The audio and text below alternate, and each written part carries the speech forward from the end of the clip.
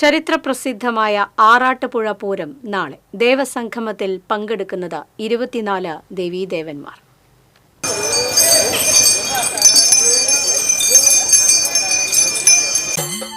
ആനച്ചന്തവും പൂരപ്പെരുമയും മേളപ്പെരുക്കവുമായി ബുധനാഴ്ച ആറാട്ടുപുഴ ഉത്സവലഹരിയിലാകും. 33 കോടി ദേവഗണങ്ങൾ എത്തുമെന്ന് വിശ്വസിക്കുന്ന ദേവസംഗമത്തിനായി കാത്തിരിക്കുകയാണ് ഏവരും.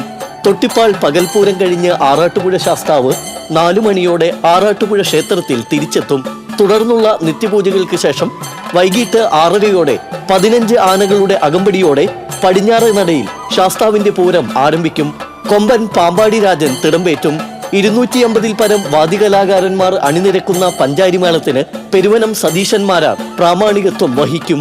1443 ആറാട്ടുപുഴ പൂരത്തിന്റെ വേദി അരങ്ങുണർന്നു കഴിഞ്ഞു. ഏപ്രിൽ 9 വൈകുന്നേരം 6:30 ആതിഥേയനായ ആറാട്ടുപുഴ ശാസ്താവിന്റെ എഴുന്നള്ളിപ്പോടെയാണ് ഈ പൂരത്തിന് ആരംഭം കുറിക്കുക. 15 ആനകൾ, 10:40 വരെ പഞ്ചാരിമേളം. അത് കഴിഞ്ഞാൽ പങ്കാളി ക്ഷേത്രങ്ങളായിട്ടുള്ള ചാത്തക്കുടം, തൊട്ടിപ്പാള്, എടക്കുന്നി, അന്തിക്കാട്, ചൂരക്കോട്, കാവ്, കടുപ്പശ്ശേരി, പിഷാരിക്കല്, അതേപോലെയുള്ള ക്ഷേത്രങ്ങളുടെ പൂരങ്ങൾ ഇവിടെ ആരംഭിക്കും. കയറ്റവും ഇറക്കവും പടിഞ്ഞാറ് എന്നുള്ള വരവായിട്ട് ഈ പൂരപ്പാടത്ത് മേളങ്ങൾ ധാരാളമായിട്ട് ആസ്വദിക്കാനായിട്ട് സാധിക്കും. പഞ്ചാരിമേളം കൊട്ടിക്കലാശിച്ചാൽ തൃപ്രയാർ തേവർ കൈതവളപ്പിൽ എത്തിയിട്ടുണ്ടോ എന്ന് ആരായുന്ന ചടങ്ങിനായി 7 ആനകളുടെ അകമ്പടിയോടെ 7 കണ്ടം വരെ പോകും.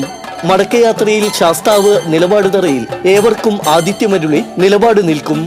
ചാത്തക്കുടം ശാസ്താവിന്റെ പൂരത്തിന് ശേഷം എടക്കുന്നി ഭഗവതിയുടെ സാന്നിധ്യത്തിൽ ചാത്തക്കുടം ശാസ്താവിന് നിലപാട് നിൽക്കാനേൽപ്പിച്ച് ആറാട്ടുപുഴ ശാസ്താവ് ക്ഷേത്രത്തിലേക്ക് തന്നെ മടങ്ങും.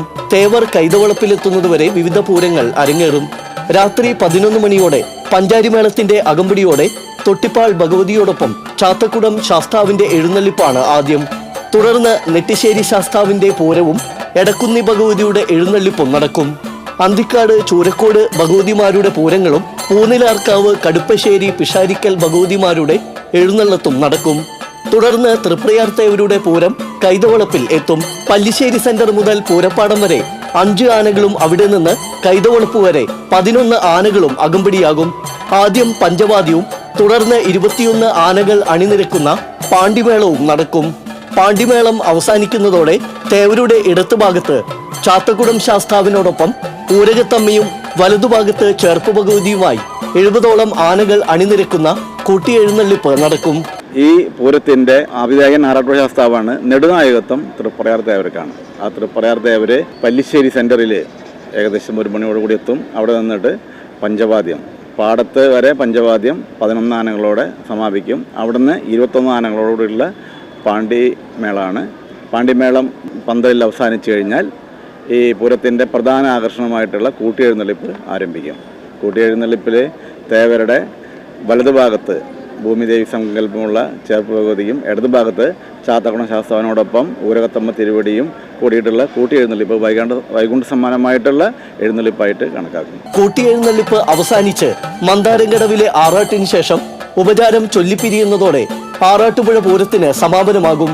ഭൂമിയിലെ ഏറ്റവും വലിയ ദേവമേള എന്നറിയപ്പെടുന്ന ആറാട്ടുപുഴ പൂരത്തിനായി കാത്തിരിക്കുകയാണ് പൂരപ്രേമികളും ആനപ്രേമികളും ഭക്തരും.